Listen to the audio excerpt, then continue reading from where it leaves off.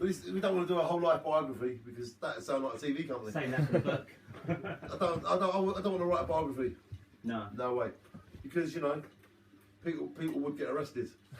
People would have to move. Yeah, absolutely, man. Sweet. So your book that you are going to write, It's called Real Life Dreams. is that going to be sort of semi-autobiographical? Well, what I was thinking of doing was, because I draw as well, I was going to actually draw pictures to the odd poem. So, like, every 10 poems, I have a picture I drew. Would you include any of your stories and stuff? For example, let me show you a picture I drew here. Oh, yeah. I used to do parties in Thetford Forest for 10 years. I used to go out to the forest with about 30 of my friends. Well, you drew that? And I drew this, it took me 8 weeks. And there's me on the decks. And I drew everyone else in cartoon. And that took me 8 weeks to draw that. And it's called Thetford. And I basically done a rave in Thetford for like 10 years. But in 2002, driving back from it one day at 6 in the morning, after 2 days and 2 nights, a car drove into me. And I nearly died.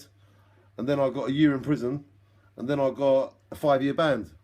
So my life just totally changed. Changed overnight. And this is where I started writing poems the year 2000, 2 years before this.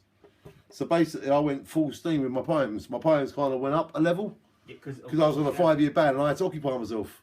So the poems went boom. But then a couple of years later, I appealed, got my licence back, but the poems stayed there. I always had this dream with the book. There was no technology, there was no Sloggett vision. I was doing all my Sloggett vision through poems.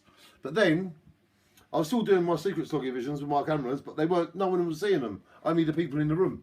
Yeah. So I felt wasted. I thought, why am I doing all this work? No one can see my work. Yeah. So basically, about 6-7 years ago, I went to Thailand for 4 months. Wow. And when I was there, I started making videos, because you could. I had an iPhone 3, and I started making videos, and everyone in England loved it. So when I got back to England, everyone in Thailand wanted me to make videos for them. Really? So I was actually making videos for people without actually realising what I was doing.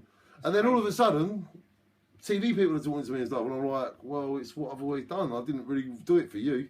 I did it for myself because. That's the point, though. Yeah. And that is the difference between people that pretend and people that are natural. And even now, I'm so confident when I can film anything, but it's got to have me narrating it because it's my vision. Yeah.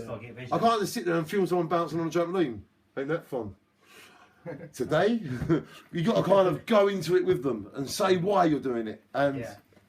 Do you know how Channel 5 did pick up on you in the end? yes, because they basically come to Jarwick for a few weeks, and every time they went anywhere, they heard my name.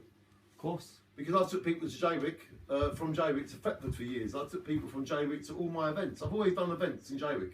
If it wasn't Thetford, which I created, it was playing football, and I used to have a Jarwick United football team, and I've always done things for the community, you know? Yeah, yeah. Not for any profit or any gain, I've just done it because I love Jarwick. And I've always admired Jarwick. You know, I've always thought, what a unique place. And then I went to Jamaica in the year 2002. I went there for a few weeks, and I noticed how similar Jamaica was to Jarwick. So when I got back to Jarwick, I renamed Jarwick Jarwick. I took the Y out of Jarwick and put a H there. So Jarwick to me was Jarwick, because there's nowhere else in England like Jamaica is to Jarwick. Do you think they're the only two places in the world that are like each other? Yes, because Jamaica was an English colony. Yeah. So you can see how they have got our ways, and you can see how we have got their ways.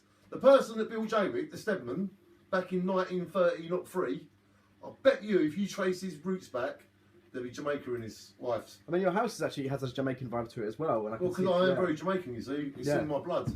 Yeah. And like I went to all the Caribbean countries. I vibe. went to Barbados, St. Lucia, Antigua. I've done them all. Then I've done Thailand, Asia, Cambodia, so on. And everywhere I've gone in the world, I've kind of hit it hard and the surrounding areas. Just because I want the culture to be with me every day. And I kind of do that. And every day in my life, I kind of keep all the cultures I've learned with me.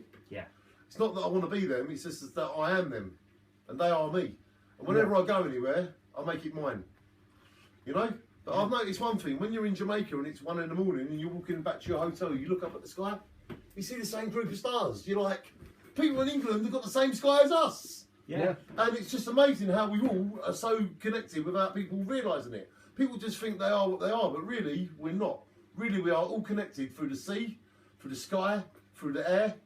And once you get all this stuff together, you realise how blessed you really are. Life is so precious and life is so important. And do you know what? You should look at every day as the best day of your life. Yeah. And if it's not for some reason, then make it. You know? Why not? And then I mean, you know, if you want to play a guitar, play it. And if you want to play the drums, play the drums. If you want to write a poem, write a poem. And if you want to eat some cheese and crackers, let's do it. But don't tell anyone. Yeah. They might think I'm having a good time. But I am, and that's my secret. Yeah. Do you think it's your positivity that has sort of propelled you from? Well, it's my negativity that made me positivity. So basically, I had a very negative childhood by not having a mum, like most other kids did. So it made me very pissed off. Yeah. So basically, as an adult, I knew when I got to an adult, I could turn my life around and make it however I wanted, and that's what I do. I will never get old, by the way. When I'm 70, I'll have the energy I've got today. It's just the way I am. I can believe it. Yeah. And my dad is 68 years old.